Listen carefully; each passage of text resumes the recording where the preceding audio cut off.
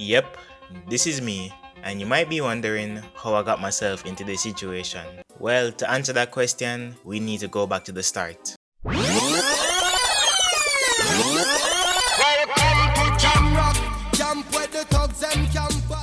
Whoa, that's a little too far.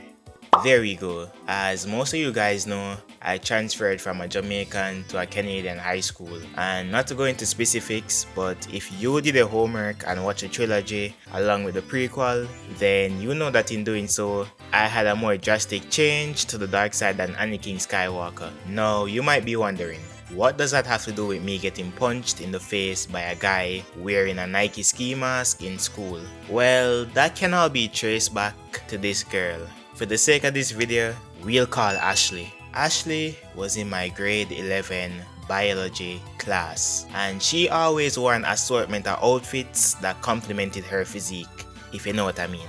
She came to class with her Louis V bag, hats on her arms, high heel shoes making 6 feet tall. She always sat at the back of the class, and man oh man, I was head over heels for this girl. Before the majority of you guys in the comment section say, "This dude is a simp," yo, remember, I just left an all-boys school where every day was a sausage party, so 16-year-old me was geek to finally be surrounded by girls. Luckily, the teacher moved me close to her, and from there on, we started chatting. I even managed to get all 5 pieces of her Exodia: her Instagram, her Snapchat, her phone number, her spam account, and even her email. Although that was because we had a group assignment, but you get the point. Yo, this was the easiest shot I've ever seen in my life. But man, I should have seen the clues like blues. Her snap score was higher than the GDP of some countries, and she damn near followed every guy in the school. I'm not trying to paint this girl as a villain, but she definitely had some evil tendencies. Thinking back on it now, she kinda reminded me of Mary Jane from the original Spider-Man.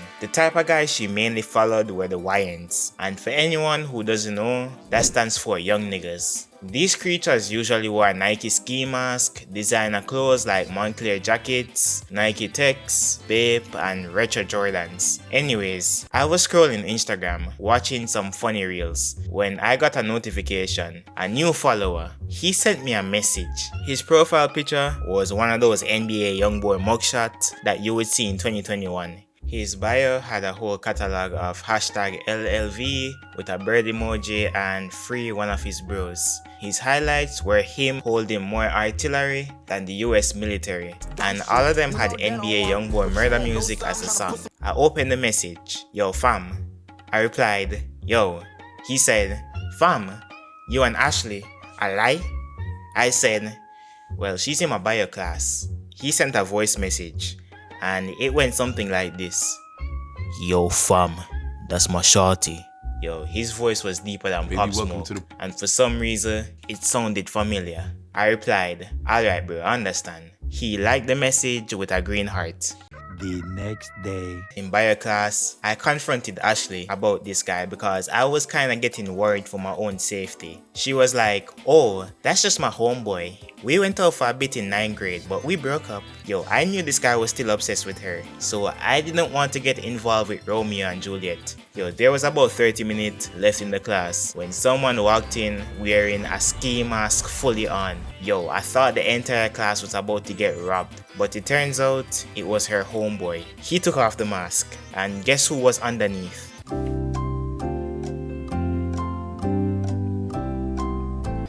Dun dun dun. None other than Alvin from Alvin and the Chipmunks. I knew his voice sounded familiar. For anyone not caught up to the lore, there were these 3 guys in my history class who used to wear Bape hoodies and talk with a Toronto accent. Anyways, Alvin pulled up in his signature outfit and said, "Yo Ashley, come out of class." Turns out, they would go behind the school and get higher than Bob Marley. The teacher was in the classroom, but it was our substitute. And when it came to facing a YN, he would start shaking like Courage the Cowardly Dog. Ashley was about to leave school, and at that point, I lost interest. Then, this guy turned to me and said, "Yo, bumbleclot youth, remember the message." Yo, him using my own language was disrespectful enough, but he had the audacity to slap me at the back of my head. Yo, at that point, I started to go even further beyond, and all I could see was red. I reciprocated the slap, and then he slapped me back, and then he pushed me, and from that moment, the fight was on. The YN Alvin was 6 feet tall. His eyes were red like he just smoked an entire cannabis farm. He also had a circle chain around his neck, so most likely he awakened the eternal Mangego Sharingan. The fight took place inside the classroom, so it was cramped. People were screaming, "Fight, fight, fight." Yo, I was doing my best Ippo impression with the Depsy roll, but he read all my moves and grabbed onto me like Jake Paul in a boxing match. We both ended up falling to the floor. Most of you guys might be wondering, where was the teacher during this scuffle? Well, he left the classroom to use the bathroom, and I don't know if this guy ate some Indian street food that made him stuck to the toilet like Naruto Uzumaki, but he was gone for a whole 30 minutes. Alright, back to the fight. While we were on the ground, his friends stepped in.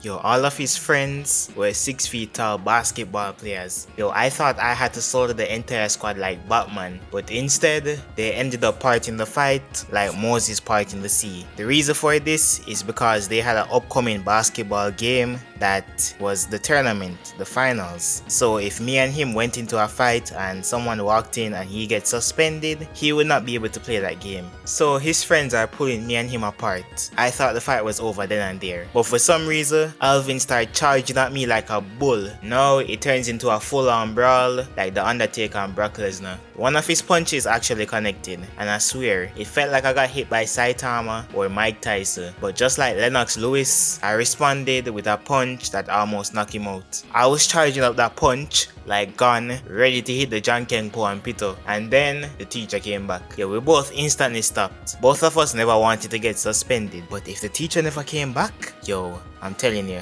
yo, it would have looked like Omni-Man versus Invincible. I went back to my seat, and this girl, Ashley, had the audacity to say, "I don't care if you lost the fight. That doesn't change my opinion of you." Lost the fight? Did you see me tap out? Get pinned? Get knocked out? Yo, I wish I had footage to show you guys that I never lost that fight. But unfortunately, the person recording the fight, who by the way, had the newest model of the iPhone 17 Pro Max with 10 terabytes, a 20.5 inch screen, 15 gigabyte RAM and an A18 chip, somehow the video quality still came out blurry and shaky. Only the people in the classroom saw what happened. So who won the fight is ambiguous like a Stanley Kubrick movie. And when I'm about to walk out to leave school, Alvin approached me. Yo, I really thought he was ready for round 2, but he said this to me: "Yo fam, Jamaicans really know how to throw hands." And then we both laughed it off and called it a truce. And then from then on,